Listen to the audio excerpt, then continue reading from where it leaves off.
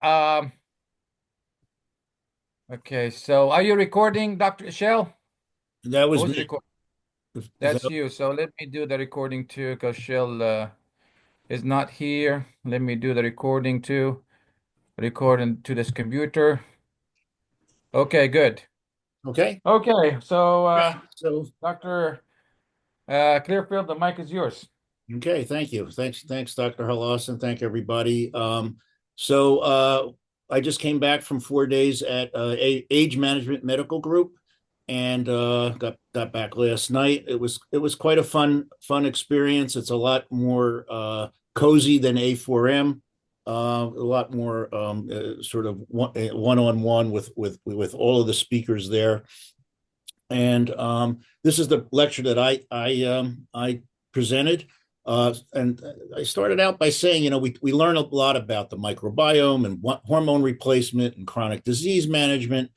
But in Age Management Medical Group, we don't really discuss living longer. And then that's what this discussion is about. And it's really independent of quality. So it's sort of a subset of this. But this actually is looking at systems and mechanisms to lengthen life. Now, keep in mind that most of the studies that I'm going to be discussing and the information has been done on mice, rats, fruit flies, and other types of critters. There's not a whole lot of information yet on humans, but it is coming. There is some. This is sort of like the Wild West. It's a whole new sort of field, but it's really quite interesting. And it's also we're going to talk about mTOR and autophagy, and I'll explain what those are if you don't know. But it's quite a different way, a new way of sort of looking at all of the things that we already do, but in these terms. So there was a CME credit, so we have that. This is the objectives, and I talked a little bit about just what is aging and what are the roles of mTOR and autophagy in aging and longevity. What is the effect of inhibiting mTOR and activating autophagy, and then ways to go about it. So, what is aging? So, it's a gradual and inevitable course of physical decline that occurs with advancing years, increased vulnerability to diseases, physiological decline, and biological aging. Impact is, as we all know, healthcare costs go up, disease risks go up as time goes on, and we also have a aging population with all of the issues that deal with that. And so we want to understand the effects of aging, transform healthcare from disease to a well-being model, Dr. Halassa. And then there are all sorts of ways we do it: pharmaceutically, genetically, lifestyle interventions. And this is kind of a different understanding of cellular metabolism. This is actually pretty new. The concept of autophagy was discovered by a Japanese researcher in 2016 when he received the Nobel Prize. Rapamycin, we're going to talk about a little bit. We'll talk about the origins of that, and we're going to discuss all of these sort of issues in order. So we kind of look at the skin as sort of the prototype of aging. And so what happens to the skin? You get decreased elasticity, extracellular matrix degradation, reduced epidermal skin thickness, reduced cell turnover, reduced regenerative capacities. We get different pigmentations. I mean, I look at my hand, and every day there's new dark spots on it, and reduced vasculature. And hallmarks are genomic issues, telomere shortening, epigenetic alterations, loss of protein, deregulated nutrients, mitochondrial dysfunction, stem cell exhaustion. So these are all sort of hallmarks of skin aging. And then over on the right-hand side, there are different ways to go about at least mitigating some of it. So we're going to talk about mTOR, which stands for mechanistic target of rapamycin, and autophagy, which stands for, and it sounds a little disgusting, self-eating. And these are counter-regulatory mechanisms. So traditionally, or up to maybe 50, 60, maybe 100 years ago, But before that, existence was mankind ate one meal a day, and they had 4 hours of digestion and 20 hours of not eating and not digesting. And when you're eating, when you're being nutrient intake, we get cell growth and cell proliferation, but up to a point, and then we end up with cell degradation because the cells use themselves up. So the inflection point in autophagy is 4 hours of nutrient intake and 20 hours of fasting. This is Dr. Halas's favorite. I did an AI picture and sort of came up with this: 4 hours of mTOR or activity on the left, and 20 hours of autophagy on the right. So mTOR is central to cell growth, protein synthesis, and metabolism. mTOR is a protein in cells that senses nutrients. Constant feeding, which is kind of what we do now, we eat for 20 hours and only fast for 4 or thereabouts.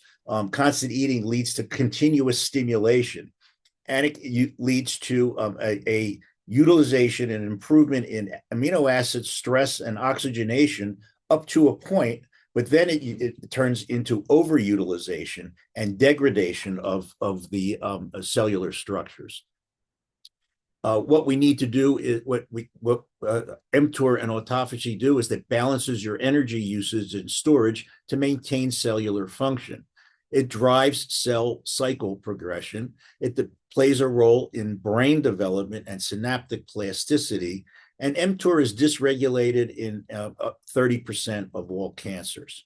So I want to go back to number 6 there: brain development and synaptic plasticity. And I want you to think about what we're going to talk about is inhibiting mTOR, but what types of substances would, or what types of situations where you wouldn't want to inhibit mTOR? So I'm not going to give you an answer right now, but I just want you to think about it. So, again, mTOR pathway senses nutrients. It responds During pregnancy, I don't think it's the right thing to do, right? What's that? During pregnancy, I don't think you need to give mTOR inhibitor because you don't know the fetus is growing and you don't want You're to interfere stealing with my thunder, right? Pregnancy in children, right? That's where you don't want to restrict your mTOR pathway. Again, balance and energy. It drives the cell cycle. It supports brain development and dysregulates in cancer. I asked that question from the podium, and nobody gave me an answer. Dr. Halasi, you gave me an answer in 10 seconds. Nobody gave me an answer there.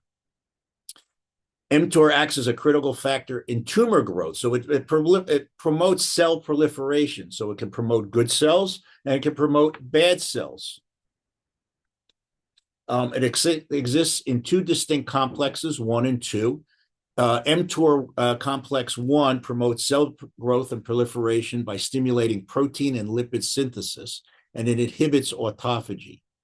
mTOR complex 2 is mainly involved with regulating actin cytoskeleton, so muscle growth and cell survival and different types of growth factors. So mTOR 1 is mostly nutrients. mTOR 2 deals with growth factors.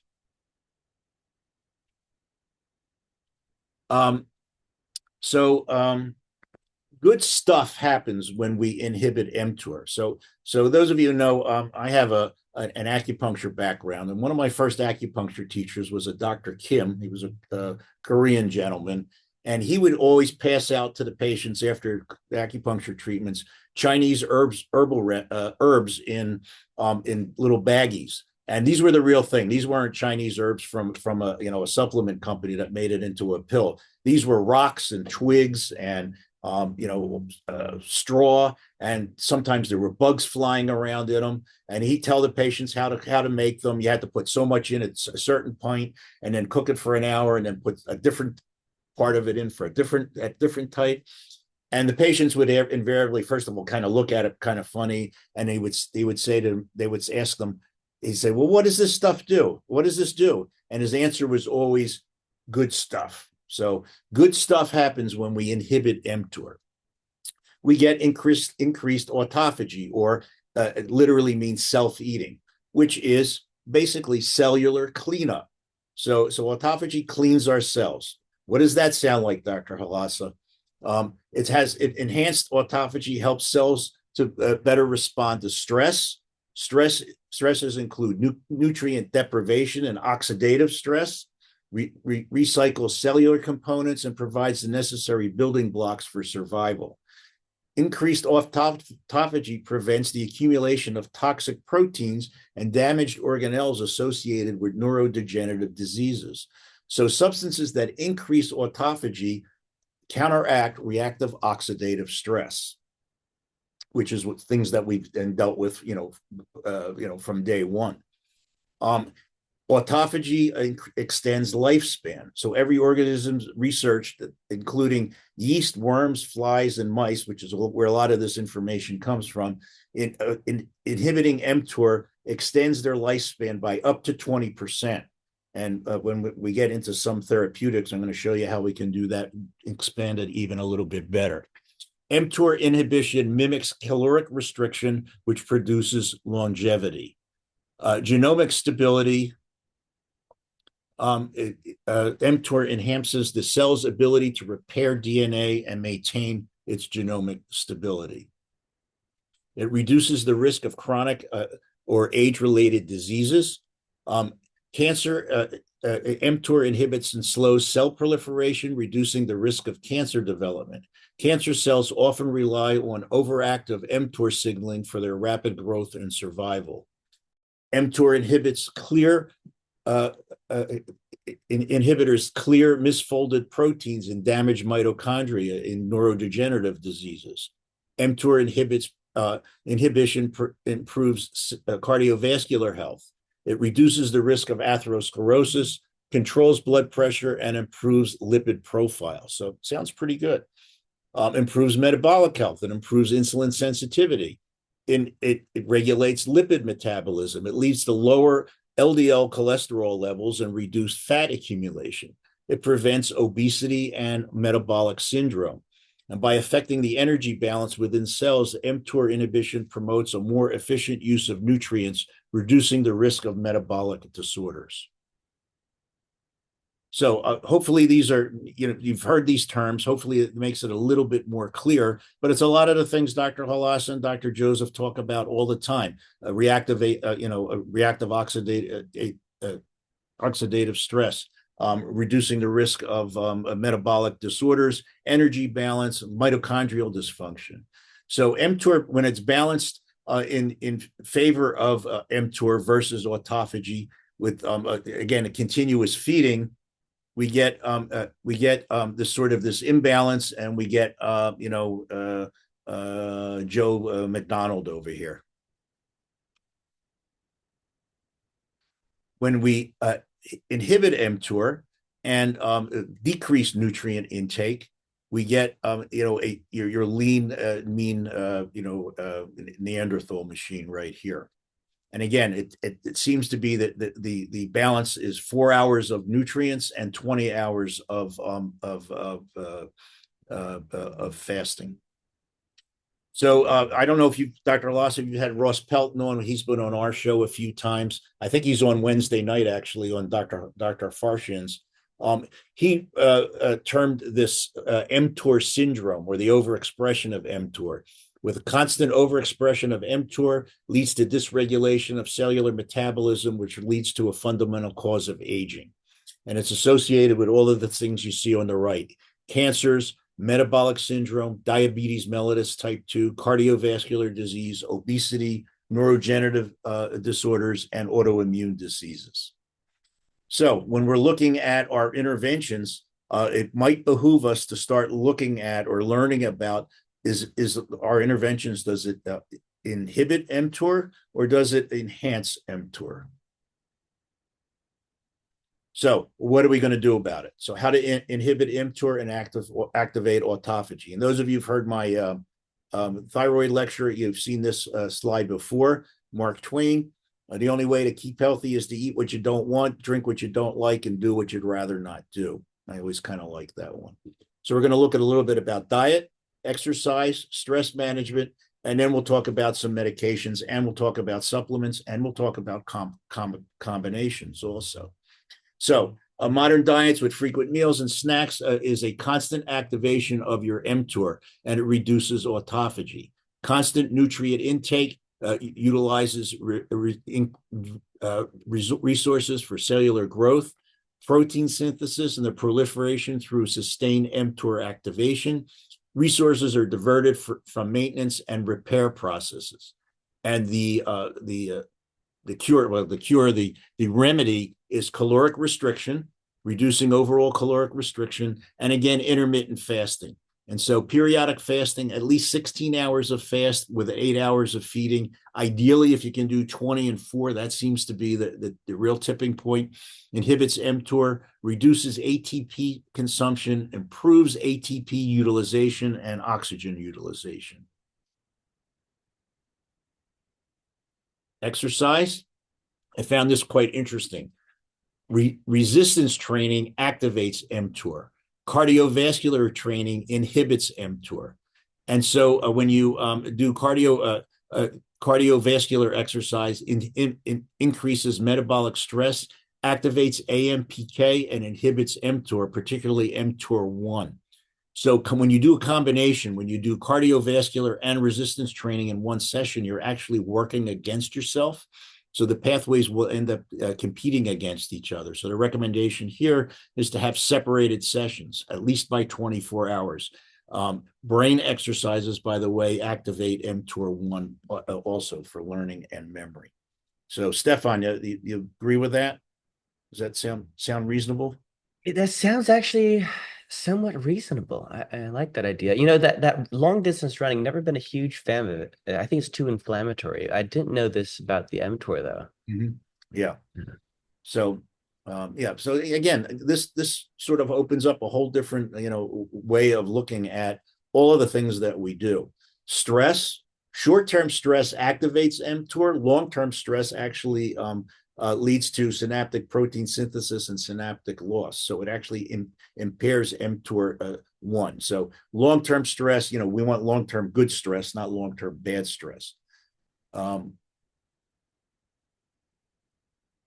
And then stress reduction techniques. And again, these are nothing new. We all know these. Meditation and mindfulness will inhibit cortisol and inflammation and improve autophagy. Yoga inhibits cortisol and inflammation. Deep breathing activates the parasympathetic nervous system and dampens cytokines. Tai Chi and Qigong enhances the immune system and reduces inflammation. Progressive muscle relaxation involves tensing and relaxing of different muscle groups, and that improves sleep and reduces physical and mental stress. It doesn't have to be any of these, sort of active or formal type activities. It could be, again, it can be patient specific. It can be, I like going for a walk. That relaxes me. I like taking a hot bath. That relaxes me. I like taking a cold bath. That relaxes me. So it doesn't have to be, any of these formal things. I know about, a lot of my patients are pretty lazy. They're not going to do these things, but so we have to ask what's going to work for your individual. So can we go back? Can we go back to the last slide, Doc? Yeah, right there. Progressive muscle relaxation. Have you dealt with that, Stefan, with your athletes and your professionals? No, I didn't know what that is. It's kind of new. Yeah, exactly. Yeah. Okay. Yeah. Just curious. Okay. Now we're going to take a look at, some substances, and, the big one is rapamycin. We're going to talk about that. But we're going to include metformin and, I hope I say this right, Dr. Halasa, acarbose. We're going to look at these supplements, and we'll talk a little bit about magnesium. We're going to talk about leucine restriction. Leucine's an essential protein, but we're going to talk about restriction of leucine. And I threw in a couple of Chinese herbs just for good measure. So rapamycin was discovered in the soil of Easter Island. Easter Island, the natives call it Rapa Nui. It was derived from Streptomyces, I always say this wrong, hygroscopius. It was brought to the sort of modern world by, and I can mention, can I mention it here? A company name. It's not my company. It was a drug company. Arist Let's Y. do it after because this is CME. That's more Okay. we don't. All right. Well, Yeah. I mean, it's neither here nor there. I mean, it Right. was an agent of a major pharmaceutical company brought it to the United States in the mid 1970s. It was found to have antifungal properties, and it was found to be immunosuppressive. It also has some therapeutic value in cancer and in coating of cardiovascular stents. It pretty much sat around for about 15 years. It was sort of ignored. And when the same scientist went from one pharmaceutical company to a second one, it was a woman. She was hired. They asked her if she had anything interesting, and she had this bacterium derived from this substance from the Streptomyces hygroscopicus laying around. So the company number two told her, "Well, why don't you look into it and study it?" And lo and behold, what came of it was that it had a very powerful immunosuppressive properties to it. And in 1999, it was FDA approved for organ transplant. It prevented rejection of organ transplants, particularly kidney transplants, and it's still used today for that purpose. Is this bacteria can be a probiotic? I'm not sure about that. Like I said, it's an antifungal. So I'm not sure it's about a probiotic, probably.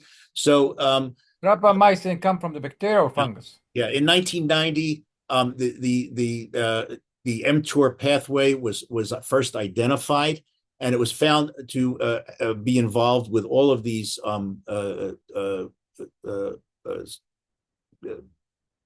pathways. So Can you go back and see the bacteria name? If that can be a probiotic, that would be great. Let me see. Streptomyces, a bacterium, right? Yeah. So it's a bacterium. Yeah. That is this. Is this can be a probiotic or not? That's the question. I don't know. I didn't look at that. So okay, you got it? Yes. Okay. Okay. So mTOR is involved again. This pretty much already mentioned this. So growth and aging, insulin secretion, gluconeogenesis, insulin utilization, ketogenesis, beta cell growth, and exhaustion. Rapamycin impacts mTOR by binding an FKBP12 protein, and there's a number of these FKBP proteins. It forms a complex to inhibit mTOR function, and this is our mTOR 1 and 2 complexes that I mentioned earlier. Inhibiting mTOR signaling leads to decreased protein synthesis and cell growth, and inhibiting mTOR triggers autophagy, we already mentioned this, promoting the breakdown and recycling of cellular components. That's basically how it works. So these FKBP proteins bind to immunosuppressive drugs. There's one called tacrolimus that has been around for quite a while. I know it's used for cytomegalovirus in optic cytomegalovirus. It also has some enzymatic activity with proper folding of proteins, immune regulation, and it maintains proper protein configuration and function. It inhibits this something called calcineurin, which prevents T cell activation. The FKBP proteins act as molecular chaperones or molecular switches. They signal transduction, cell cycle regulation, and apoptosis. And they exist in a number of different forms. There's a 12, a 13, a 25, and a 52. I'm not so sure that that's all that important. FKBP12 binds with rapamycin and inhibits mTOR complex 1. And inhibited mTOR complex 1 results in inhibiting protein synthesis, cell cycle arrested. It induces autophagy, that's step 3. It becomes immunosuppressive and prevents clonal T cell expansion. It's anti-proliferative and it's anti-neoplastic. It slows cell growth particularly cancer cells. It facilitates cellular repair and renewal and detoxification. So when we decrease cell turnover, we increase cell repair and lifespan. It improves the immune system function at anti-aging doses, and it reduces visceral abdominal fat. So rebalancing of mTOR and autophagy leads to cellular renewal and detoxification. It improves the immune system, energy usage, physical fitness and performance, joint discomfort, collagen retention in the skin, namely it reduces wrinkles, and skin elasticity. You get reduction in inflammation and reduction in all of these sort of metabolic issues, arthritis, atherosclerotic vascular disease, neurodegenerative diseases, diabetes mellitus type 2, obesity, and cancer risk reductions. This is just kind of a schematic of what I've just told you. So let's go a little bit deeper. Rapamycin will enhance T cell function. It will improve the immune function at a proper dose. I'm going to talk about that in a minute. We use it episodically to avoid immune suppression. Continuous use is what is immunocompromising, and this is what the transplant patients need. It's anti-inflammatory. It modulates autoimmunity, and it improves lifespan. So I gave you the answer. It increases physical performance. It attenuates maximal running distances by 46% in females and 66% in females, 46% in males. It improves grip strength. And this is two negatives, by the way. So it improves, but I wrote this poorly. It improves running distance by 66% in females and 46% in males. It improves grip strength by 13% in females and 60% in males. It reduces interleukin 17A, mRNA, and TNF alpha cytokines. It reduces inflammatory activity and restrains proliferation in synovial fibroblast-like synovicytes by targeting the mTOR1 pathway. It reduces the severity of arthritis and spondylitis, reduces inflammation, bone erosions, and new bone formation in peripheral joints. It improves skin tone, reduces wrinkles, reduces sagging, improves dermal volume, skin tissue improves. It improves collagen 7, it increases the amount of it, which is important for basement membrane stability. It reduces the expression of this P16 protein associated with cellular senescence. Cardiovascular health, it reduces systolic and diastolic blood pressure. It reduces blood pressure and induced left ventricular hypertrophy. It's cardioprotective in heart failure and reduces age-related cardiac decline and improves ejection fraction.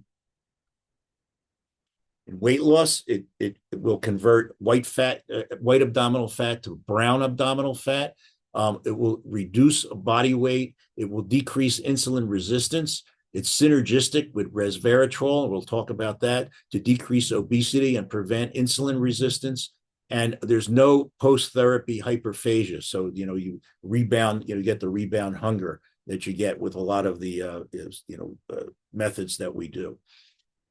There's a dichotomy though with muscle though, because mTOR inhibiting mTOR1 should cause muscle weakness or muscle loss, but it actually prevents age-related muscle loss, and I'll tell you how we do that in a minute.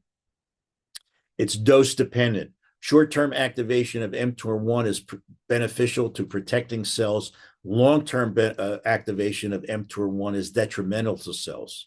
And it will also decrease age-related macular degeneration. So, I mean, this stuff sounds pretty impressive. I'm the hormone guy, so I looked at the effect of rapamycin on hormones and on testosterone. It significantly increases testosterone levels. It decreases LH levels and decreases the LH-FSH ratio. Estrogen activates a subset of mTOR, so rapamycin which will inhibit mTOR, will sort of cancel that out. Rapamycin enhances tamoxifen sensitivity. It will delay menopause. It can lengthen the reproductive cycle activity. It inhibits vaginal epithelium. So it inhibits vaginal atrophy. It slows the depletion of eggs from the ovaries. It delays estrogen-related age signaling in males, and it inhibits the proliferation of fibroid tissue. In progesterone, it prolongs the reproductive lifespan by inhibiting progesterone, and it preserves primordial follicles. In the thyroid, it actually will decrease thyroid function. It increases TSH by twofold. It will decrease T3 and T4. It prevents thyroid-induced cardiac hypertrophy, however. It significantly ameliorates hyperthyroidism and will also improve Hashimoto's thyroiditis also to a lesser extent. It improves Graves' orbit issues, though, so the eye ground issues, the eye problems you get with Graves' disease. It attenuates interleukin-23, the principal cytokine in lymphoid infiltration of the thyroid in Hashimoto's thyroiditis, and it abolishes interleukin-3 accumulated reactive oxidative stress. It increases iodine uptake, and it reduces the incidence of thyroid C cell carcinomas. Growth hormone, mTOR2 is regulated by growth hormone. Growth hormone deficiency results in decreased mTOR1 and increased mTOR2. Rapamycin impairs VEGF and IGF-1 signaling. It creates growth retardation and decreased osteoclast formation, and hence you don't want to use this in pregnancy and in children. It'll stunt their growth. Cortisol, intermittent dosing seems to have no effect on cortisol levels. DHEA upregulates autophagy and enhances the effect of rapamycin. Pregnenolone will upregulate autophagy. Prolactin is stimulation of casein, lipids, and lactose. Rapamycin impedes it in concert with the inhibition of cytoplasmic S kinase activity. Melatonin decreases, rapamycin decreases melatonin levels, and it will decrease TNF-alpha, interleukin-1b, 6, and p-mTOR in the hippocampus. And insulin, it improves insulin sensitivity within 1 hour of taking it in.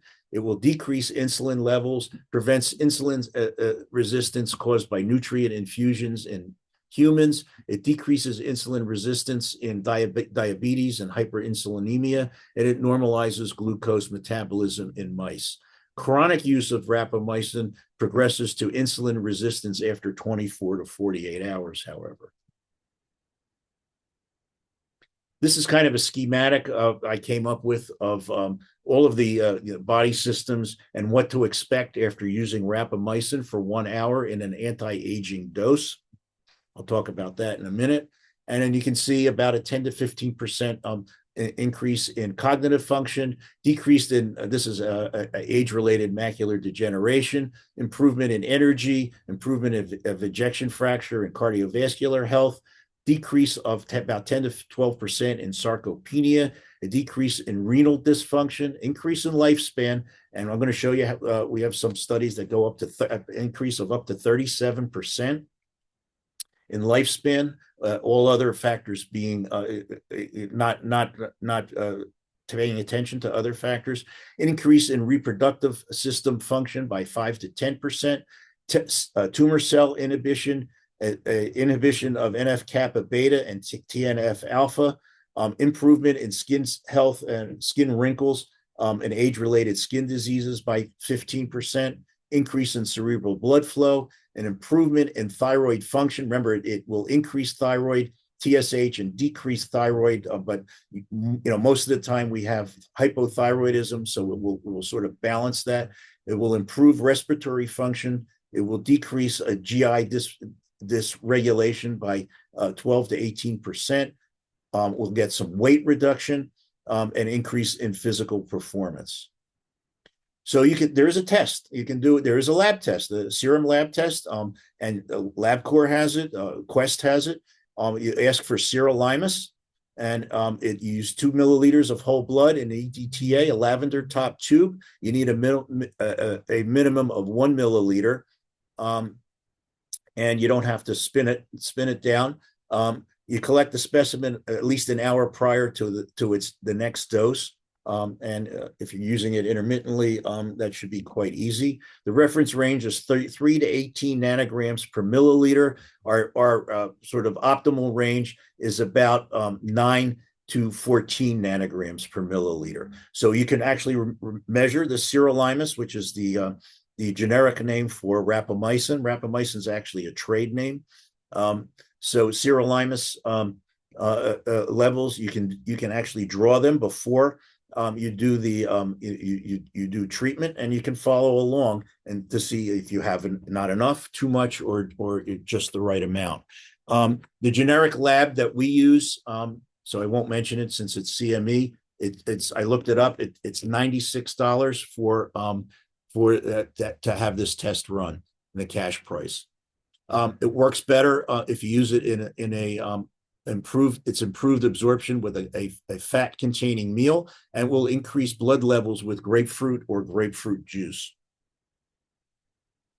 Here's your dose. So the key is that you don't want to use it continuously. All of the disease models, organ transplants, cancers, the coronary stenosis, they coat the stents with it.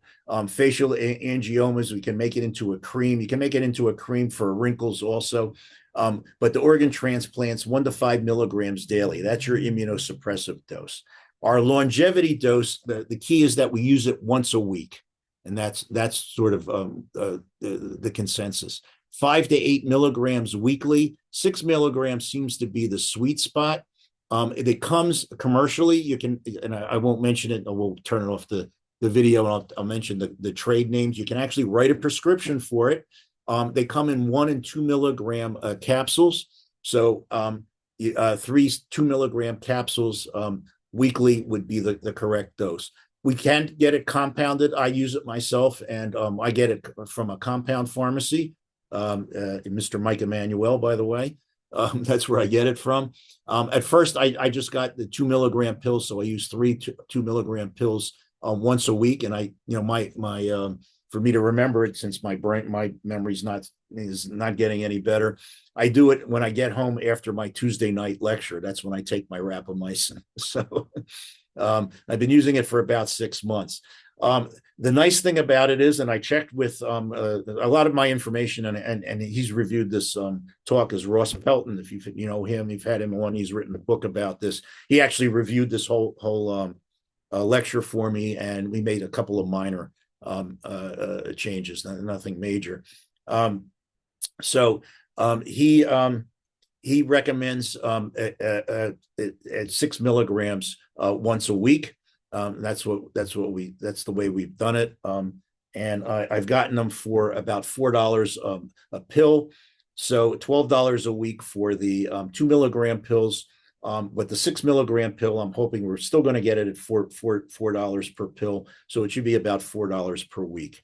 Some insurances will pay for it also. So Ross tells me that he gets his paid for. He has a $35 copay, and he gets 90 pills for $35. So everybody's in insurance, and he's on Medicare. So everybody's insurance is a little bit different. But the key is intermittent, once a week therapy. 5 to 8 milligrams is a sweet spot. Now let's talk a little bit about side effects. There are a few that you need to look out for. That's in the literature. So far, I've been using it myself for 6 months. I've not seen anything. I've not seen any issues with it. The patients that we've started on it, also, I've not had anybody call me with any issues on it. Mouth ulcers is in the literature, though, so we will look at that. Immunosuppression is resolved by the intermittent weekly treatment, and the other metabolic changes. We're going to look at some combinations, and there are some medications and herbal remedies that are mTOR inhibitors. And I think amloxanox will counteract all the side effects if you do I didn't look at the Amloxanox. I'll put Yeah, that. amloxanox, mouth ulcer. Amloxanox will help in all these metabolic changes if there's any. All right. I'm going to Titanium show you. amloxanox will be good I'm going to show combination. you a way to do it without using any medication, no medication, no substances, no nothing. But first, safety. So these are in the literature that I found. These are the side effect profiles. But like I said, I've not had anybody had a stroke. I've not read about anybody having a stroke. I've not had anybody having any anemia. Again, the oral ulceration, the mouth ulcers, probably, according to Ross, is probably less than 3% in his experience. I've had nobody have any GI issues. I think those are large doses, not the small doses, Yeah, right? this is, well, again, these are the daily treatment and not the intermittent treatment. There was a failed suicide attempt. An 18-year-old took 103 pills, and the only effect she had was she had an elevated in cholesterol. So the LD the 1 or 50s, not too bad. So the consensus is about 2 to 10% of users end up with some sort of mouth ulcers, and less than 2% have a severe stage of mouth ulcers. Ways to get around it, so we can have this. And I didn't look at Amloxanox. There's this Benadryl, tetracycline, hydrocortisone, nystatin, sort of a mouthwash you can have made that would pretty much cover anything. Prednisone, clobetasol, or this is kenolog and Orbase. We used to use this quite a bit, but my favorite is acupressure or acupuncture on LI1. And I'll show you where that is. And that's on your index finger, on the medial side of your index finger. It should be LI1, not ST1. That's a mistake. So large intestine 1 is the Jing Well point, is for heat, pain, stagnation, and you do it on the opposite side. So if the mouth ulcer is on your left lower lip, you do the right side. If it's on the right lower lip or the right upper lip, you do it on the left side. But what you do is basically you're going to rock your thumb. This is the spot right here, the medial nail angle right here. So on your thumb side, the medial nail angle, if you rock your thumb right at that area, you're going to feel a spot that feels a little bit more tender, more funny, if you do the nail with your other hand. When you feel that funny spot, that's your spot. That's when you're in the right spot. All you need to do is hold that for 15 to 30 seconds. And we use this with mouth ulcers all the time. We use this with cold sores. We do this. Patient comes in, they say they have a cold sore. They're sitting in a waiting room. I'll take an acupuncture needle and put it in this exact spot, again, on the opposite side of where the mouth ulcer is. Put an acupuncture needle in there. I've been doing this for 30 years. Within 10 minutes, the pain is gone. Within 24 hours, the mouth ulcer is 50% decreased. If they come back and do it again, it'll be gone within the next 24 hours. And I've never seen it not fail. Never. We also use these press tacks. These cost about 10 cents a piece, maybe even less. It's basically a piece of tape with a little sterile needle right here. They come on this little plate. You just peel it off, put it on that spot, and send it home with them. The big thing is if the patient's right-handed and they're using their hand all the time, the thing's either going to hurt them or it's going to come off. Sometimes I'll send them home with this whole plate here. If they live close enough, I just tell them to come back the next day. It only takes 5 seconds to do it. Everybody on our staff knows how to do it, so they don't have to wait for me. But this works like a charm. No medication, no nothing. Just this. You can use your fingernail to do it, or you can use this little press tack to do it. If you know how to use acupuncture, you can use an acupuncture needle, and this works like a charm. Immunosuppression is, again, if you're using it continuously, it's the once a week treatment. I have 5 milligrams here. Was the first a human trial was done with 5 milligram intermittent dosings. It improves immune function by 20%. That was done by Joan Manick. this number 80, at the end of this, I have the all the references if you need them. Low dose rapamycin eliminates hyperimmunity rather than suppresses immunity. Low dose rapamycin restores Th17 and Treg cells. Okay, and again, the key is the dosing protocol. Hyperlipidemia, with the 6 milligram a day dose, you will get an increase in cholesterol, no doubt about it. You will get an increase in triglycerides, and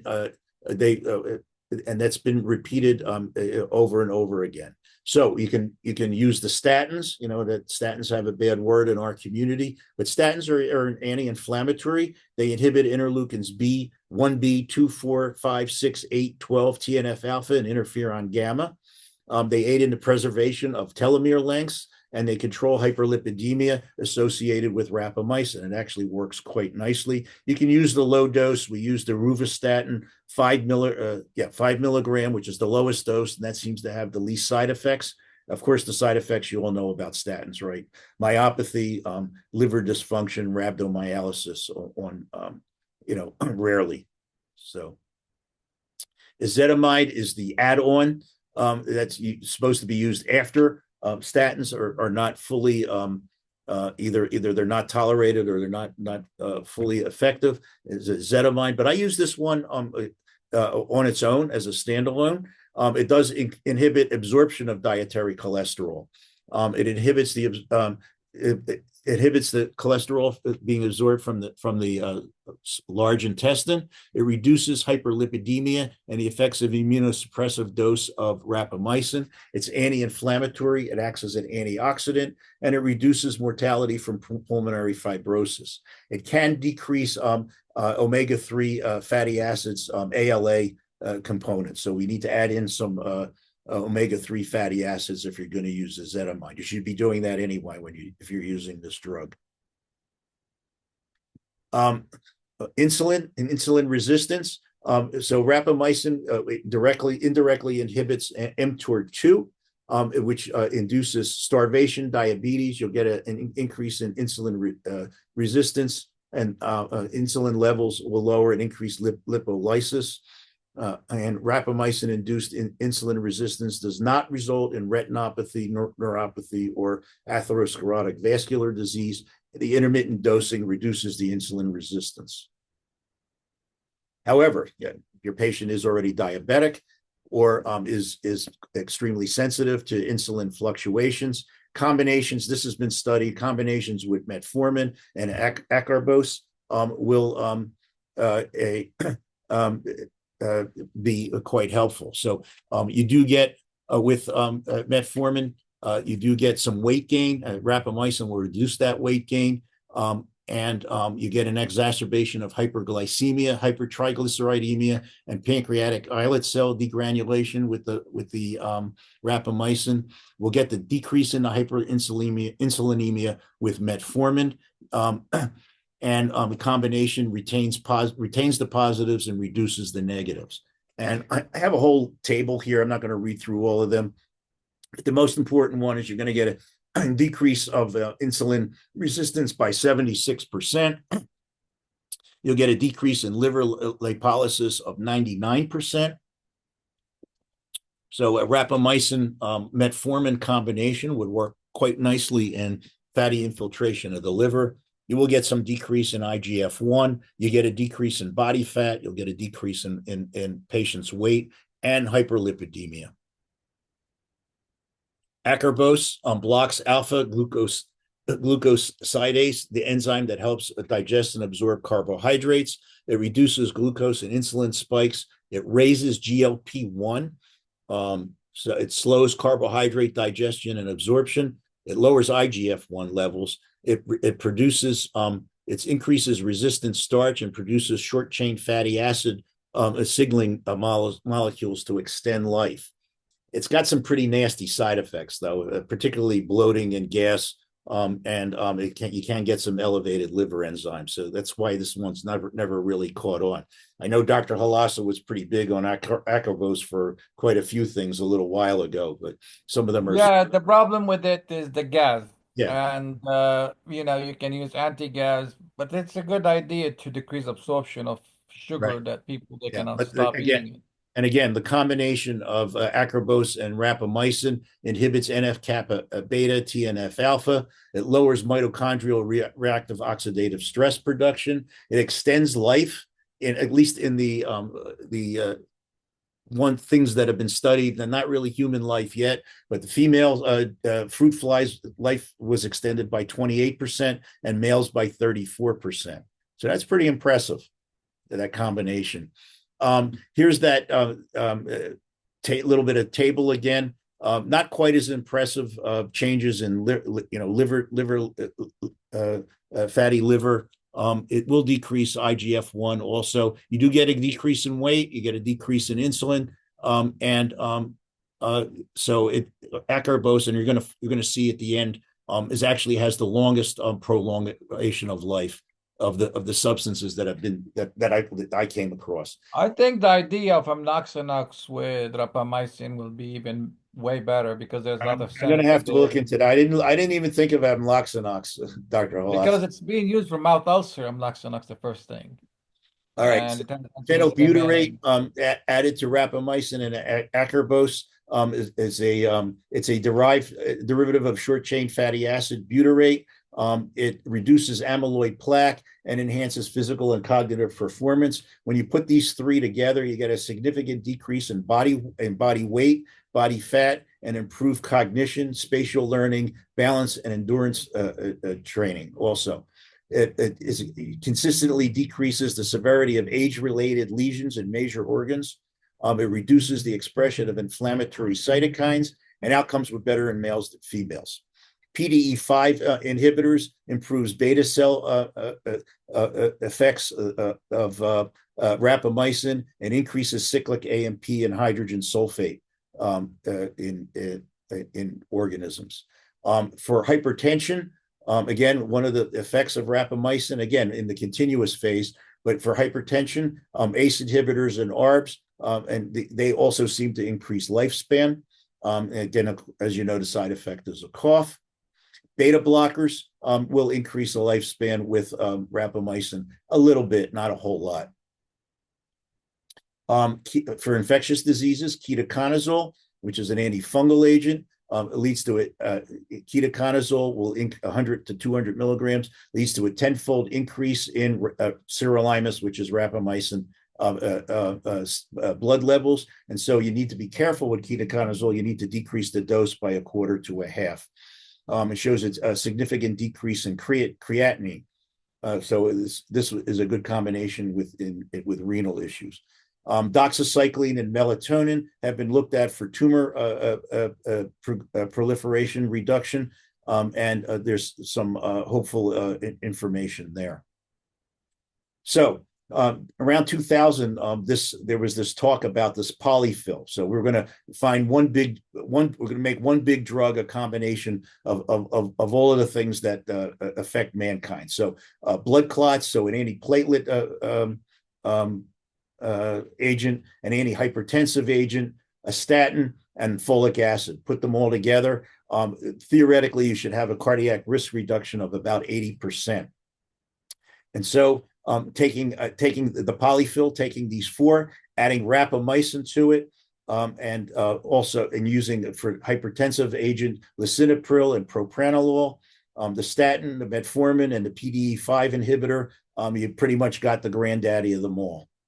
Okay, you're going to live forever, and the PDE5 inhibitors are going to keep you going. This is just a sort of a schematic of the same thing, looking at all of these entities all at once. You can start here with diet and exercise. Take care of your stress, take care of your diet, and then start adding in. So everolimus is tacrolimus.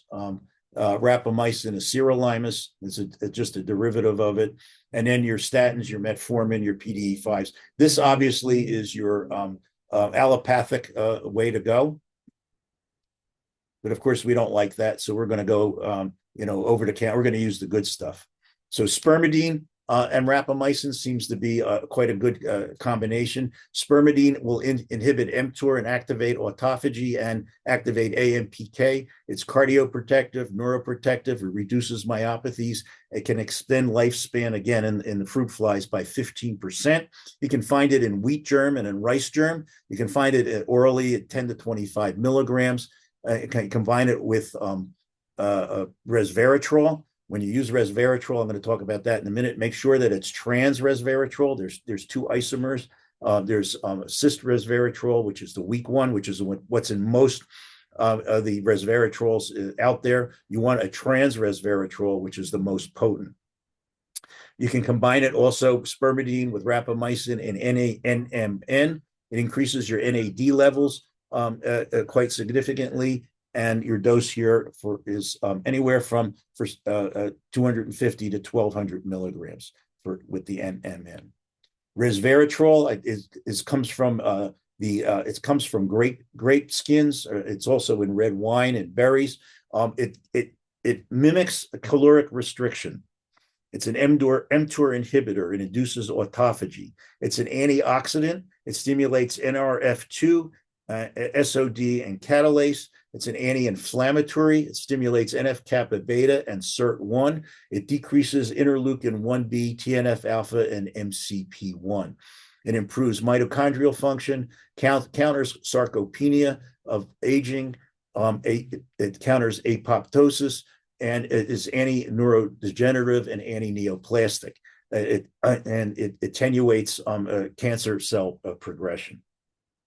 It has positive activity against estradiol receptors, alpha plus and alpha minus, and it is active against breast cancer cell lines. Combining it with rapamycin gives you an additive effect on preventing weight gain and reducing insulin. And a topical application is very good for skin wrinkling, increased skin hydration, and improved skin tone. We use resveratrol and berberine in our weight program for weight maintenance. So when they're finished with whatever weight program there are, we give them a schedule of resveratrol of 100 milligrams and berberine 800 milligrams. We get them 400 milligram pills, 800 milligrams twice a day. And it has gynostemma in it also, which is an AMPK activator. And that's sort of our, how do we keep our patients from gaining weight back? Curcumin is found in, Indian curry. It's an mTOR inhibitor, improves strength, reduces oxidative stress. It's anti-neoplastic. Combining it with rapamycin prevents weight gain and reduces insulin resistance. It topically, again, reduces skin wrinkling and increases skin hydration. Quercetin, and this is one of those biologics, I can never pronounce them. So this has been studied together. Quercetin with this atinabide, I can't say it. You use it one dose each for 2 days on and then 14 days off. This actually is good for lumbar back pain. And enhances cell viability, preserves disc matrix function, reduces inflammation by targeting senescent cells. Early intervention is beneficial here. And by early intervention, ages 40 to 50.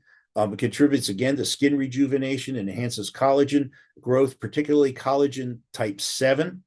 It reduces taw tangle pathology, preserves neurons, improves cerebral circulation, and it counters frailty syndrome in the elderly. NMN is a precursor to NAD. It's an antioxidant. It's neuroprotective. It protects against age-related DNA damage. It improves insulin sensitivity and improves age-related vascular dysfunction. And NMN converts to NAD. This is just a summary. So it improves cognitive function, longevity, DNA repair. It protects cellular mitochondria, muscle function and recovery, hearing and vision, reduces the bad guys, cancer risks, inflammation, insulin resistance, chronic fatigue, and fibrosis. Here are the doses for NAD. Those of you who do IV and NAD, you need to run that very slowly. It will increase heart rate. Patients will become tachycardic quite quickly. So it has to be run over 4 hours. The clinic that I work with, the IV clinic, they run it over 6 hours. So the patients are there for most of the working day. Can be given IM. And also orally as 500 milligrams of nicotinamide, and you can make it into a nasal spray also. Berberine is also an mTOR inhibitor. It inhibits overactive glucose metabolism. It also helps control cholesterol, total cholesterol and LDL cholesterol. It reduces left ventricular hypertrophy and congestive heart failure. It improves autophagy in hepatocellular carcinomas with rapamycin and as a combination. It reduces total cholesterol, also LDL cholesterol, total triglycerides, and it will improve HDL cholesterol. We use this all the time, and I already mentioned the maintenance that we use for our weight patients. So magnesium also stimulates autophagy and cell adhesion. Leucine restriction. Leucine activates mTOR. So leucine's in a lot of the proteins that you use, the protein drinks you use. So be a little bit cognizant of that. So leucine actually activates mTOR1 and inhibits autophagy. So it does improve glucose tolerance. However, when you do some leucine restriction. Astragalus activates autophagy and inhibits IL-6 and improves pulmonary fibrosis. And ginseng will also activate AMPK pathway and inhibits mTOR. So in summary, biological aging, the gradual decline in physiological capacity and increase in vulnerable to diseases, increases the risk of aging, increases the risks of chronic diseases, rising healthcare costs, challenges social systems. mTOR is central to cellular growth, protein synthesis. mTOR senses nutrient availability, regulates energy usage, storage, ensures cell survival. There's two mTOR pathways, the nutrient pathway and the growth pathway, 1 and 2. Autophagy is the process of cellular cleanup where cells degrade and recycle. It prevents aging and related accumulation of damaged proteins and organelles. The balance between mTOR and autophagy is key to what we're looking at here. It's crucial for longevity. Inhibiting mTOR and activating autophagy leads to an improved stress response, disease prevention, extended lifespan, reduced risk of age-related diseases. We want a nice balance between it. The perfect balance is 4 hours of feeding, 20 hours of fasting, which is admittedly quite difficult. Rapamycin binds that FKBP12 protein complex. It inhibits the mTOR1. mTOR inhibition reduces protein synthesis and increases cellular autophagy. The benefits are an extended lifespan of up to 20% in various organisms by itself. Disease prevention, cancers, neurodegenerative diseases, cardiovascular risks all go down. Metabolic health, it improves insulin, lipids, and energy use. Physical and cognitive health, it improves physical performance, cognitive function. It reduces inflammation. I showed you this before. This is what to expect, the different parts of the health spectrum. These are the complications. Again, the LD1 is 0. You can't kill anybody with this stuff. mTOR and autophagy, remember, are caloric restriction, intermittent fasting. That's one key. Endurance training activates AMPK and inhibits mTOR. Resistance training activates mTOR. So the recommendation is to not do the two together. You're working against yourself. Stress management in any form that you deem appropriate. Rapamycin directly inhibits mTOR and activates autophagy. We add in either metformin or acarbose to mitigate any blood sugar effects. And then the supplements we went through in some detail. Remember, rapamycin, the key is to do it intermittently. Doses 5 to 8 milligrams weekly. I've seen some experimentation with 12 milligrams every other week, every 14 days. At the moment, the jury's out on whether that's a way to go. These are the medications, and you can use them in this order from left to right. You can add them on. This comes from the intervention testing program. This is sort of the official rapamycin testing program. All of the information that gets published goes through this outfit here. There's a link here if you want to find it.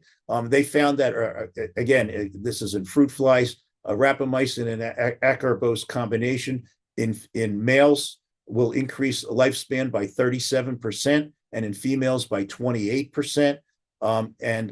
This is that was one study that was initiated at 9 months of age. At 16 months, no, this was in mice. Sorry, I apologize. This was in mice. At 9 months of age, which is sort of middle age for humans, we get this 28% and 37% increase. And in 16 months, which is about a 65-year-old, about a 12% increase in females and 14% in males. Some things by themselves are down here. And so you can see acarbose, no effect on females, 11% on males. And so you can look through this yourself. Side effects, again, really minimal with the intermittent dosing. The metabolic changes, you have to watch the hyperlipidemia. Just be mindful of the insulin resistance. Mouth ulcers, I showed you LI1, how to take care of that. Again, low dose, intermittent doses, and combinations with some of the either over-the-counter supplements or metformin and acarbose. Okay, this is brand new. I mean, this is new stuff. It's been going on for only a short period of time. All of this may become obsolete in 2 weeks, as far as I know, but maybe not 2 weeks. But we can look at this again in a year, and I'm sure a lot of this information will be expanded, and some of it will have been found to be not true. It does extend lifespan and improves health during aging. The nice thing about it, and Ross Pelton has been using it, I believe, for 3 years now. I've been using rapamycin for 6 months. The only way to really know if it works, you can do a blood level, so you have an adequate blood level, but you should feel nothing. I mean, it should feel like there's no change. The idea is that we're extending, we're decreasing cellular senescence and increasing cellular lifespan. Okay, the future is pretty bright here. This hopefully will give you another way to look at all of your interventions that you're doing as a balance between mTOR and autophagy. And and I can send this to Dr. Halasa. So if you want the slides, I have 150 references here. Sure. So I hope that we was can put it together in an article form so we can publish it. That's what the plan is. We can use the AI, and they can put it in the form of NIH publication accepted format. Yeah, great presentation, Dr. William. Just to emphasize on what this lecture it's all about, basically clearing the inflammasome, senescent cells, and cancer cells. That's very important. Especially people are giving growth factors, growth peptides randomly. I think it's going to be harmful if you don't do it in the right way, because those growth factors mainly they stimulate the mTOR. And if you fertilize the body and you did not clear the senescent cells and cancer cells and inflammasomes, then you are actually stimulating those cells, and you can lead to more damaging to the body. The inflammasomes, they can lead to metabolic syndrome and degeneration, all that stuff. So it's very important to clear the weeds, and then you give growth factors. Whether those clearing the weeds in the form of mTOR inhibitors or fasting 20 hours, and then you go ahead and you give the growth factor to stimulate the mTOR. So that's cycling of inhibiting mTOR to clear the weeds, and then planting or putting your stem cells or eating to stimulate the mTOR. If we do that, I think we can get we can elongate the age, or in other words, lifespan will increase, and we will not be stimulating the cancer cells and inflammasome senescent cells from eating constantly. As you said, 20 hours we're eating and fasting 4 hours. It needs to be the opposite way.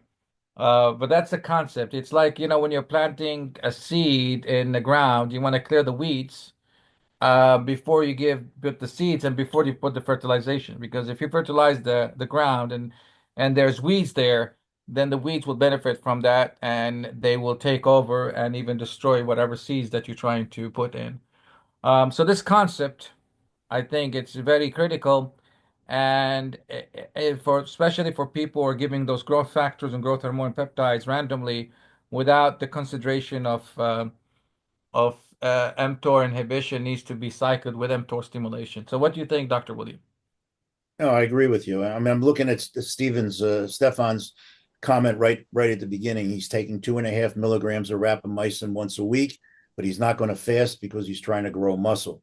So apparently, the low dose you will grow muscle. Okay, it's the high dose and the continuous dose where it will it will inhibit muscle growth. So you should be on the right track with that.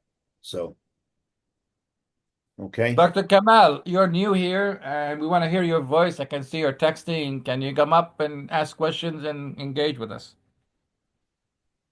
Hey guys, no, I'm really honored to be here in this group. I'm just a lowly ER doc, but I use Henalytics in my practice as well. I do it a little differently though. I have a combination of resveratrol, fisetin, and quercetin that I use for my patients that are uh, uh, in their late 40s into their 50s and higher.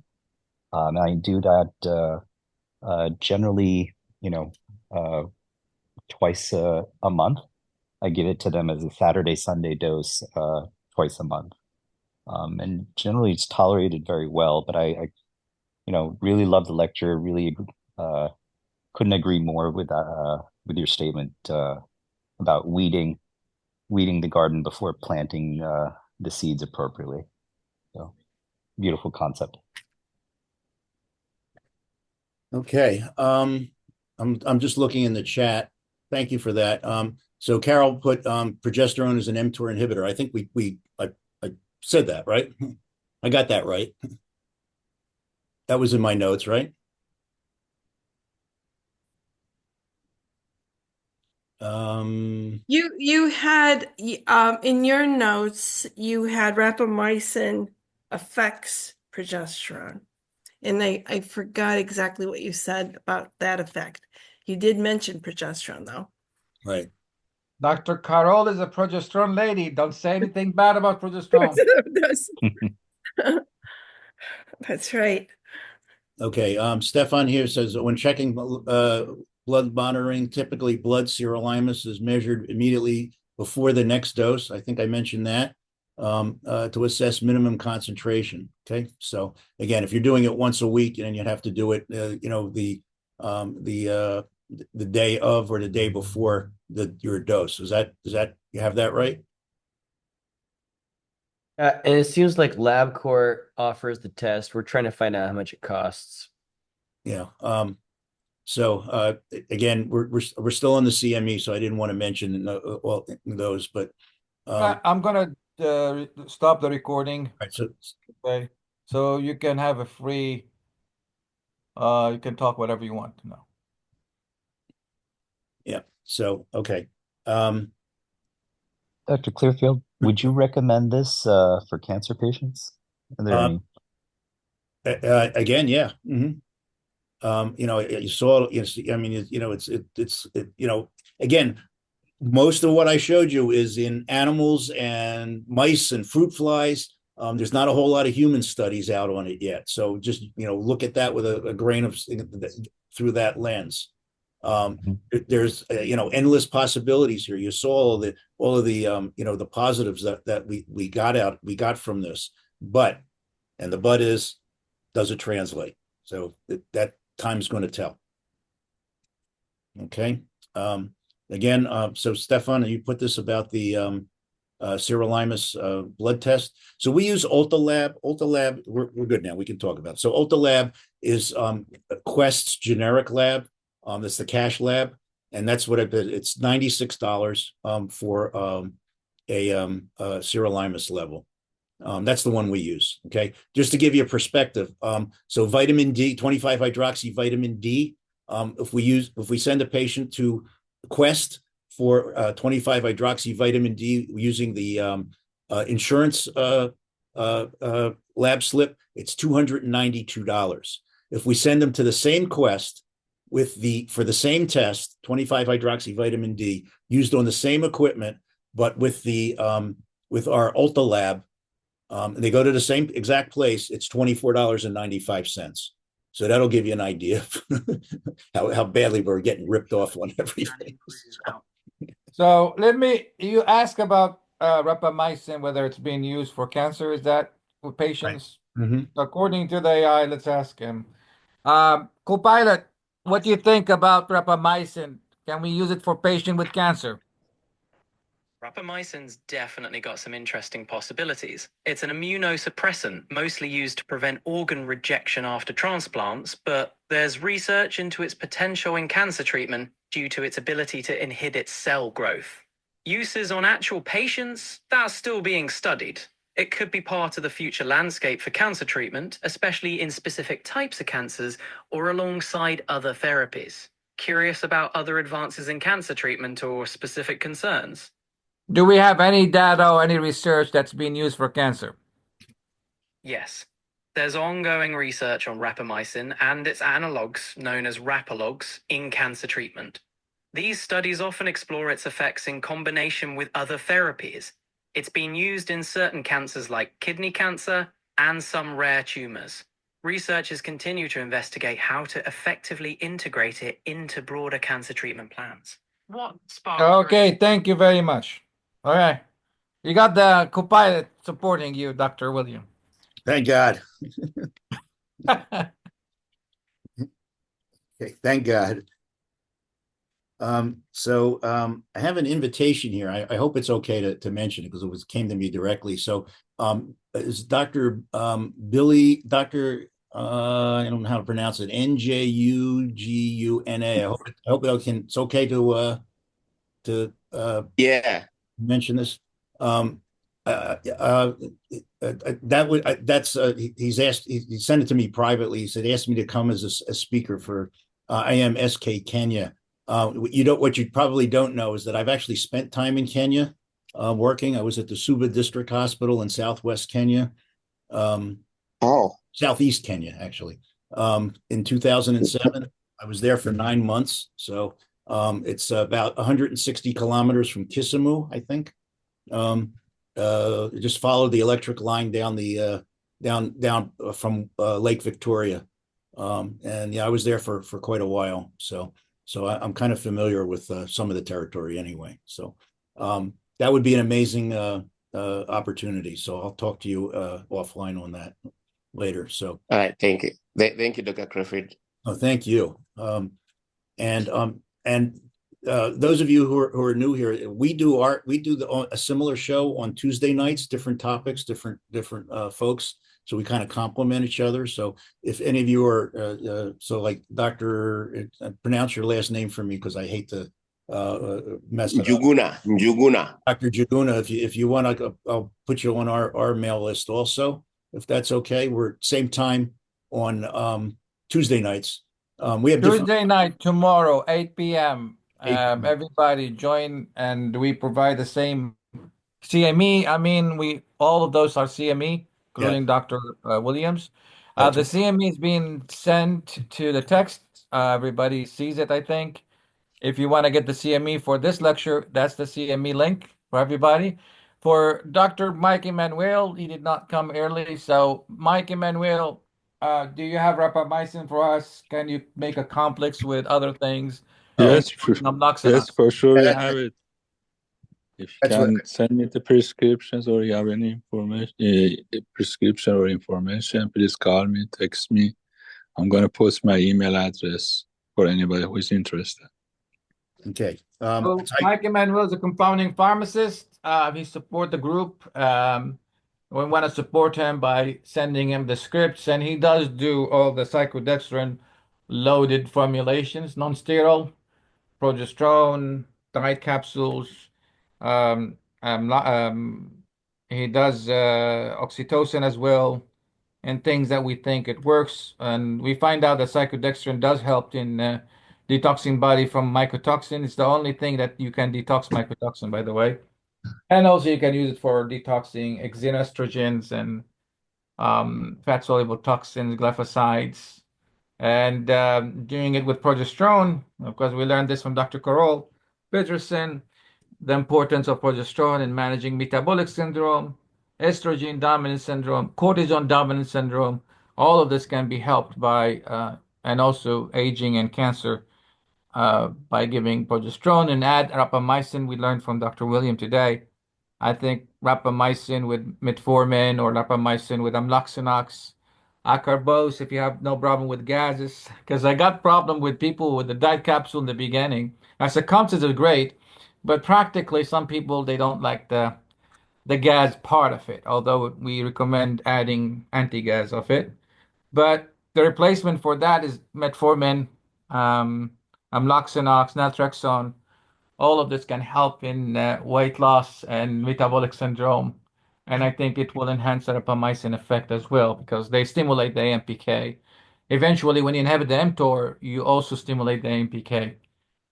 So great presentation, Dr. William. Excellent. So if anybody has questions for Dr. William, and tomorrow he has the meeting 8 p.m. I'm gonna get you the CME. We have a gal on. Her name is Piper Dobbin, and she is going to be talking about a microbiome, and she's apparently a expert at fecal transplants. That's her field of study. So well, you talked about the strep. Do you remember the streptomycin that produced rapamycin? I just checked the AI whether it's possible to done, but nobody has done it because there's difficulty of growing it in the gut. It's not that it's impossible. It can be engineered where you can have a bacteria microbiome producing rapamycin. The question is that how much is going to produce? Is it too much? Is going to be harmful for the body? But if it's going to give you just low dose of those natural product of rapamycin, and if it's being engineered doing that, I mean, there's no studies, but there's a potential there where those rapamycin produced bacteria can be part of the microbiome. But nobody has done it up to now. I was just throwing it as an idea. Yeah, well, as we age, Carol can attest to this. Well, you're not going to age, by the way. I don't want to stick my neck out and be the first one to do something. Yeah, but you're not going to age. You're taking all those things. You're going to be immortal, and you're going to be like a vampire, and you're going to see the whole 1,000 years of generation now. That's what we're somebody expecting. like Dr. Nario. He still has his original hair color, or Stefan. I'm getting a little. Stefan will respect him. I'm giving Stefan 500 years. Huh? With all the things that he's taking, he become a vampire. What do you think, Stefan? Do you think you want to become I mean, I'm trying. I keep measuring. I'm trying to measure myself. I try to follow the data, and I try to do all these things. Yeah, I even have a topical rapamycin I put on my face at night. So here we go. Here we go. Is that rapamycin, that one? Yeah, it's a topical rapamycin. Yeah. Wow. Yeah. How often do you do that? Every day? I try to do it nightly every night if I can remember it. Yeah. Okay. All right. Is that what's Clearfield? It's more natural than Botox. My wife wants me to do Botox, but I don't want to do it. It's not natural for me. Yeah. Okay. And you had that compounded? What's the dose on the cream? A super low dose. I mean, it almost seems like a placebo dose. So I should probably go up on it. It says 0.001. I think Mike Emanuel can do it for you, and you can make it whatever dose, right, Mike? Yeah, I might do it. 0.00. What was it? Whatever dose you want. Yes, we can do it like that. It's 0.0015%. Yeah, we can do it. You can send us a prescription. We're going to do it. We can customize it for you. Sure. I didn't want to say it when I was talking when you had the CME thing on, but that's where I get my rapamycin is from Mike Emanuel. Oh, yeah. So yeah. it was $4 a pill, right, Mike? Yes. Yeah. Is it the same for any dose, or is it dose dependent? The price? Yeah, mostly same price. But if you do the cream, it's gonna be at least, because the dose is very low, it's gonna be affordable. Adding cyclodextrin to it may help as well. Yeah, cream should be cheaper. You have to pay. It's not gonna be too much. How big a tube is it, Steve? It's tiny. It's like 30 grams. 30 grams? Yeah, 30 grams. I believe Kamal, I think Kamal had another question, if I'm correct. Yeah. Just a quick question. Thank you, Joel. Dr. Clearfield, do you know or have you had any experience in combining rapamycin with cyclosporin A in terms of any of those downstream effects? I do not. No. So I do not. So I thought you were going to say cyclodextrin. Cyclodextrin or cyclosporin? Cyclosporin A. I do not. Oh. Yeah, the only combinations I have experience with are the ones that I mentioned. Yeah, I know in the skin studies when they combined it with rapamycin, they found pretty significant regenerative effects. But I just don't know if they had any studies looking at oral applications. Yeah, you know how cyclosporin works? I mean, it's antifungal, right? Or antibacterial, like cyclosporin. So I'm not sure. Yeah, they use it for this cream, right? Don't the one, the triple antibiotics, they have cyclosporin in it? Is that the one? Could be.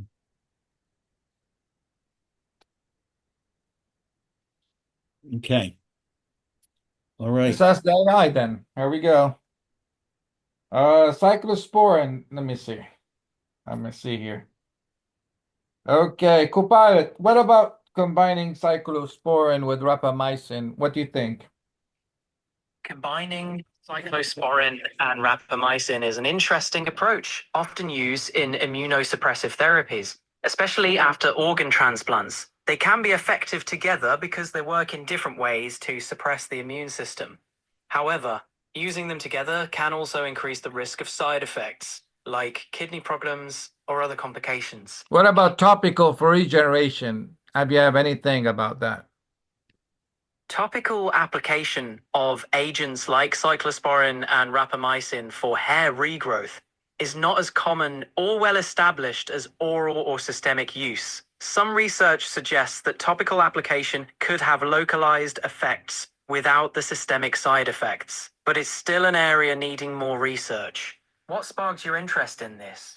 Well, we have Dr. Kamal Khalsi just sparked the question, but thank you very much. That's my friend. He's a good guy. That's ironic. Artificial intelligence is asking us or you a question. Yeah, he's reflecting. Never heard that before. Oh, yeah. And not just that, he's teasing you with the questions. Sometimes me and Dr. Class, we talk with him, and then he laughs. Right. And he's laughing at us, it's like human, dummy humans dealing with them. So, yeah, I mean, this guy, he will end up having conscious and self-preservative kind of instinct. And they put it in a robot machine. I mean, he will dominate us. We are a carbon creature, and he's a silicon creature. Amen. Yeah, a whole new form of ventriloquism. No comment. Okay, any questions? Everybody's happy? Okay, I hope that was, you didn't have to go to AMMG to get that lecture. So I hope that was at least. Oh, that's a great lecture. I like it. A great lecture. Provoking. Okay. Thank you very much, Dr. William. Tomorrow night we have Paper Dobner on. And she is, like I said, she's a GI specialist, and she specializes in fecal transplants. So we'll find out about it. Let's see you tomorrow. All right, Okay. see you tomorrow. Thank you all. Okay, good Thank night, you. everybody. You want to put the website where they Thank can you. come to you tomorrow? You can do it. I have to. I think everybody. Okay, that's fine. Everybody's on my list. I'll get Doctor. I'm just going to call him Dr. Billy. I'll just get Dr. Billy on Okay. there. I'll put I'll it. Yeah, Dr. Billy, I can send you his information. I put it there in the chat. Just copy that. Yeah, I link. have. I have it. I'm going to put you on. It's American Osteopathic Society of Integrative Medicine. So there'll be an email going out in the morning. You missed the one from tonight, but there'll be one in the morning. I'll put your email in there, so you'll get it. Okay. All right. Good night, everybody. Good night, everybody. Thank you. Good Thank night, you. everybody. Thank Thank you. you.